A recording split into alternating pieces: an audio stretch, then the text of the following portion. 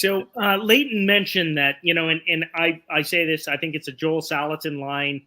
Sometimes you have to believe it to see it. And you had a lot of farmers coming by.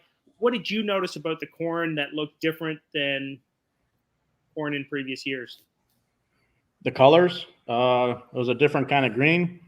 The hairs on the leaves, those were, I want to say, you think an eighth bigger? That's probably an eighth bigger on the hairs on the leaves. And when you walk into the field, I don't know if you ever ran into a field when you're a kid or something like that, and you scrape your arms and everything, it started to itch, and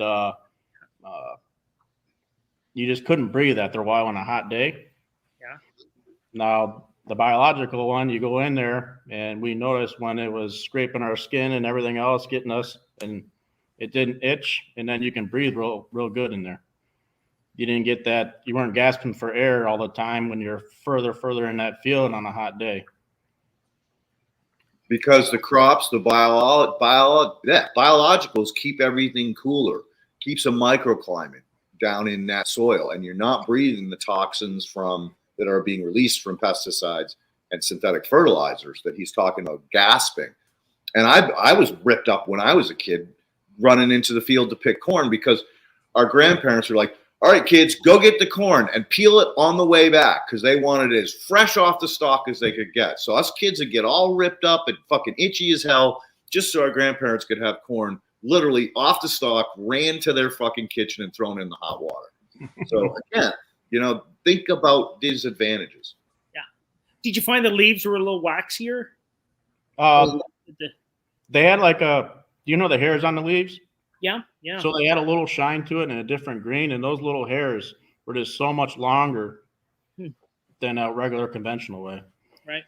That was the first thing that just popped up. I mean, you can see them as you're walking in the field before, and then if you go to a regular field, I mean, they're hardly there. In some spots, it's not even all the way up to stalks, and it was producing everywhere. Be interesting now. Have you been able to get out to the field, or is it covered in snow? Have the stalks over been broken down? They're starting to break down and do their thing. It's been snowing. Well, right now we're getting a heck of a rainstorm right now, so I think we got about 3 inches already. So it's really pounding outside. Okay.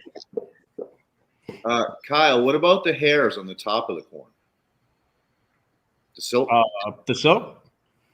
Yeah, it was. So I'm used to like really long hairs, and like we got like a few 14s and 13s and stuff like that, but a lot of them were actually shorter, and we had more around. So it produced a fatter ear because everyone was like driving past, they would make fun of you and everything else until they went out to the field and they looked at it. They seen it was the same numbers. Yeah. That's a big difference too. Like he said, the silks, there are so many silks everywhere, and we look at it. You're like, the ear's so small. How can it have so many silks? And then you go out there and actually count the numbers. Then we're busting even. But yeah, I think the other way we're gonna try and do a little bit more spraying is we got like a spray drone. That's the other technique that we had to spray. That way we just on the ground. So Michael is a gentleman that was unfortunately murdered a couple years ago. I won't get into the details. He was a love, man. He was a beautiful soul. He came up with a solution, which I don't know how he came up with. It's kind of crazy. You have 7 parts. You have to mix them together in exactly the right order, or it falls out of solution. If you do it correctly, it's a superfood, and you don't need a lot of it, and you apply it foliarly.